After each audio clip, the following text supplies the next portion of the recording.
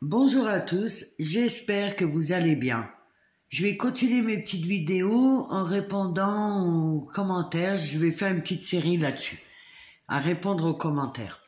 Alors, qu'est-ce que je pense de la complétude, cette fameuse complétude?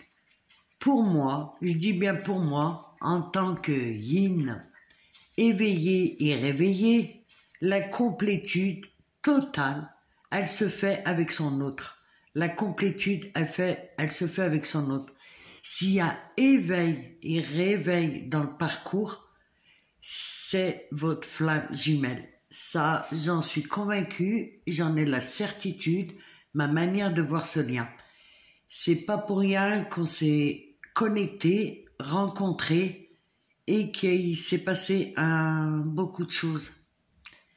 Et tout ce qui, pour moi, tout ce qu'ils disent trouver la complétude, c'est très très bien pour eux. S'ils ont rencontré une personne karmique ou une personne quelconque qui ont pointé les dysfonctionnements, qui ont pointé les schémas traumatiques, les schémas répétitifs, les blessures, l'injustice et tout ce qui va avec, s'ils ont pointé, qu'ils les ont transformés et qu'ils se sentent beaucoup mieux.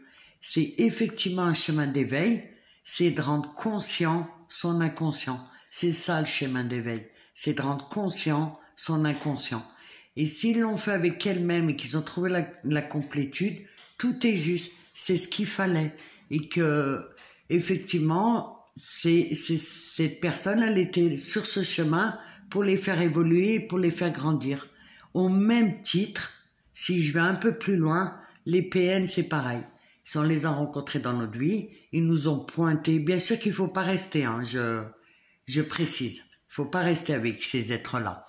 Mais ils vont vous pointer, ils vont appuyer sur vos blessures, ils vont vous faire mal, et là, vous pourrez colmater et enlever toutes les fuites énergétiques.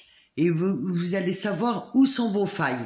Et vous allez les régler, et bien sûr, il faut partir, je précise. Et en fait, ces personnes-là vont vous pointer des choses pour pouvoir grandir et évoluer. Mais concernant le parcours FJ, c'est la conscience et l'inconscient qui sont séparés. Ils sont deux dans une même dynamique, mais séparés. Et l'extérieur de la conscience, c'est l'inconscient, et l'extérieur de l'inconscient, c'est la conscience. Et ces deux pôles-là, le but, c'est qu'ils se réunissent. C'est pas qu'ils se séparent, comme dans les relations karmiques ou autres. C'est pas qu'ils se séparent, c'est qu'ils se réunissent parce qu'ils sont déjà séparés.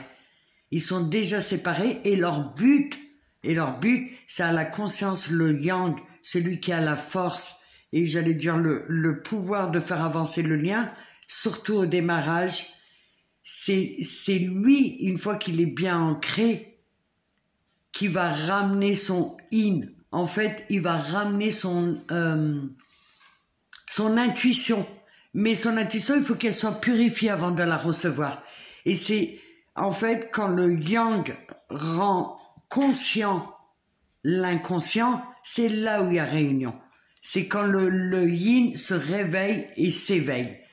Et ces deux pôles-là, automatiquement, contrairement aux autres relations qui ont trouvé la complétude déjà avec eux-mêmes, et tant mieux, c'est ce qu'il leur fallait, mais c'est l'inverse dans les flammes jumelles. Elles sont séparées pour se réunir.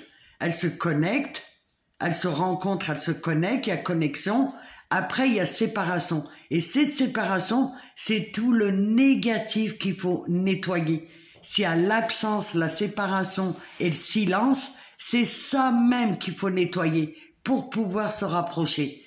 Et dans cette vie, dans cette propre vie, lorsqu'on prend conscience qu'on est une flamme jumelle, il y a automatiquement réunion. Pour moi, il n'y a pas d'autre choix. Et la vraie complétude, c'est lorsqu'ils seront ensemble. Lorsque la conscience et l'inconscient seront ensemble, mélangés, réunis.